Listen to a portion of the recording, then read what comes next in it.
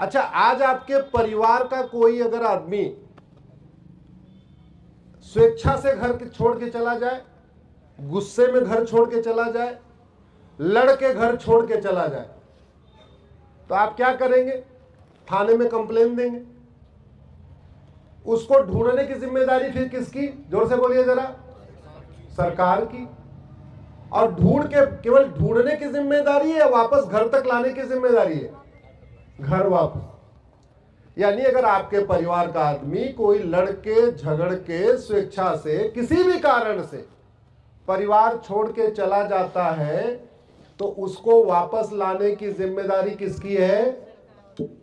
तो अगर हमारे पूर्वजों में से कुछ लोग स्वेच्छा से तो कोई गया नहीं, डर के मारे, तलवार के डर से, जजिया न दे पाने के कारण जो लोग चले गए हैं, उनको वापस लाने की जिम्मेदारी किसकी? जोर से बोलिए जरा। सरकार की। केवल समाज की नहीं है।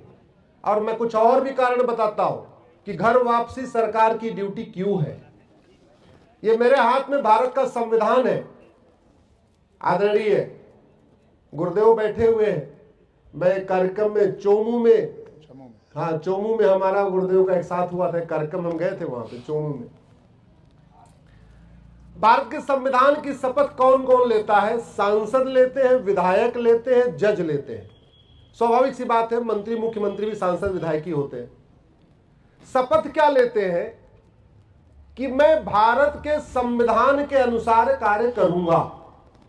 ध्यान से समझिए जरा इसको, बहुत इंपॉर्टेंट है। इस पर चर्चा नहीं होती है। लोगों को लगता है घर वापसी कराना केवल आर्य समाज का काम है ना। आज मैं इस मिथ्या को तोड़ देता हूं कि घर वापसी कराना केवल आर्य समाज का कार्य नहीं है। घर वापसी कराना सबका कार्य है, खासतौर पे सरकारों का भी कार्य है। तो सांसद विधायक शपथ क्या लेते हैं गुरुदेव? कि मैं भारत के संविधान के अनुसार कार्य करूंगा। कोई व्यक्ति अगर 10 लाख वोट से भी जीत जाए तो भी वो सांसद विधायक नहीं कहलाता, जब तक कि वो शपथ को नहीं ले लेता कि मैं संविधान के अनुसार कार्य करूंगा, तब वो सांसद कहलाता है। जीत के आ जाए, उसको वो भी मिल जाए, क्या कहते हैं, जो डीएम सर्टिफिकेट देते हैं, वो सर्टिफिकेट भी ले लें, तब भी सांसद नहीं कहलाएंगे। सांसद तब बनेंगे या विधायक तब बनेंगे या मंत्री मुख्यमंत्री तब बनेंगे जब आके सदन में शपथ ले लेंगे। अब संविधान क्या कहता है? देश की एकता अखंडता मजबूत करो। घर वापसी के बिना देश की एकता अखंडता मजबूत नहीं हो सकती। घर वापसी से भारत का संविधान मजबूत होगा। घर वापसी से भारत का लोकतंत्र मजबूत होगा।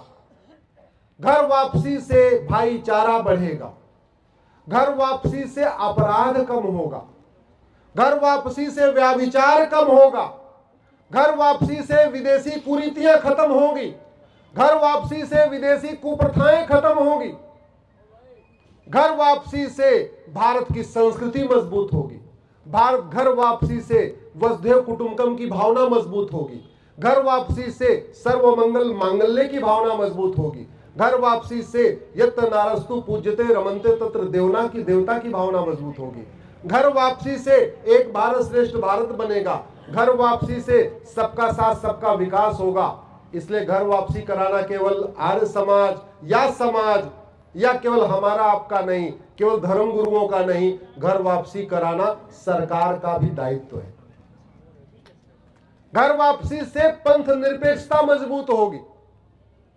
एक बात याद रखिएगा, भारत में भी संविधान है, पाकिस्तान में भी संविधान है, बांग्लादेश में भी संविधान है। भारत के राष्ट्रपतियों को कभी पलायन नहीं करना पड़ता। पाकिस्तान बांग्लादेश के राष्ट्रपति देश छोड़ के भागते हैं, भारत के राष्ट्रपतियों को देश छोड़ के भागना नहीं पड़ता, क्योंकि भारत में हिंदू बहुसंख्यक है। पाकिस्तान बांग्लादेश के प्रधानमंत्रियों को पलायन करना पड़ता है, विदेशों में जाके शरण लेनी पड़ती है। आज भी बांग्लादेश की एक प्रधानमंत्री भाग के आई हुई है। भारत के प्रधानमंत्री कभी देश छोड़ के भागना पड़ा क्या? कभी नहीं। अरे बाकी तो छोड़िए, जिसने इस देश में आपातकाल लगाया उसको भी भारत छोड़ के नहीं भागना पड़ा। क्यों? क्योंकि हिंदू बहुसंख्यक है। भारत की सेना विद्रोह नहीं करती क्योंकि हिंदू बहुसंख्यक है। भारत की नौकरशाही सरकार के खिलाफ साजिश नहीं करती, क्योंकि हिंदू बहुसंख्यक है और हिंदुओं की संख्या बढ़े, हिंदू विचार बढ़े, हिंदू सोच बढ़े, उसके लिए ज्यादा आवश्यक यह है जो लोग कन्वर्ट हो चुके हैं, जो कन्वर्टेड हिंदू हैं, उनको फिर से कन्वर्ट करके, रिकन्वर्ट करके परिवार मिलन कराना, जिसको आप शुद्धिकरण कहते हैं, कुछ लोग उसको घर वापसी कहते हैं, मैं उसको परिवार मिलन कहता हूं। परिवार मिलन कराना चाहिए कि नहीं कराना चाहिए? तो परिवार मिलन केवल समाज का कार्य नहीं है, केवल आर्य समाज का कार्य नहीं है, केवल स्वामी संपूर्णानंद जी का कार्य नहीं है, केवल हमारे धर्म गुरुओं का कार्य नहीं है। परिवार मिलन कराना ये शासन का काम है, सरकार का काम है।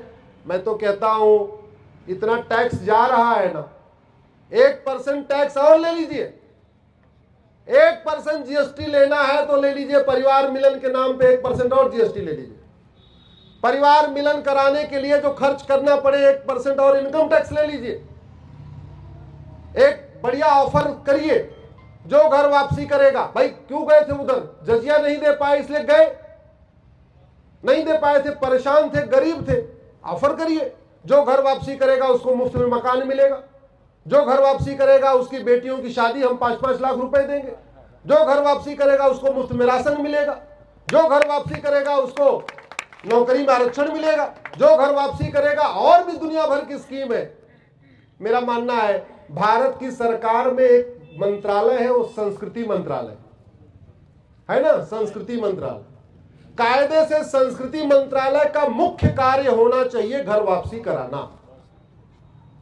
क्यों? क्योंकि घर वापसी से संस्कृति मजबूत होगी। इसलिए आज मैं केंद्र सरकार से, माननीय प्रधानमंत्री से निवेदन कर रहा हूं, यह अल्पसंख्यक मंत्रालय बहुसंख्यक वाला खेल बंद करिए। नो माइनॉरिटी नो मेजॉरिटी, बाकी जो बेचारे चले गए हैं उनको वापस लाने के लिए अल्पसंख्यक जो है ये संस्कृति मंत्रालय, उसको निर्देश दीजिए, स्कीम्स ले आइए। जो जो आदमी घर वापसी कर रहा है उसको लाभ दीजिए। जो लोग साम दाम दंड भेद के भय से गए हैं, लालच से डर से गए हैं, तलवार के कारण गए, लालच में गए, उन सबको वापस लाने के लिए एक योजना शुरू होनी चाहिए। तो जैसे मैंने कहा, गाय तब बचेगी जब गाय को रोटी भी खिलाएंगे और गौ तस्कर को जेल में भी डालेंगे। भारत की संस्कृति तब मजबूत होगी जब धर्मांतरण कराने वाले मिशनरियों जिहादियों को फांसी होगी, आजीवन कारावास होगा, उनकी नागरिकता खत्म होगी, और जो कन्वर्ट हो चुके हैं उनको वापस लाने के लिए एक पूरा पैकेज आएगा। आशा करता हूं आप लोग इस बात से सहमत होंगे, और सहमत हैं, इस विचार को अधिक से अधिक आगे बढ़ाइए। बहुत बहुत धन्यवाद, बहुत बहुत आभार, प्रणाम।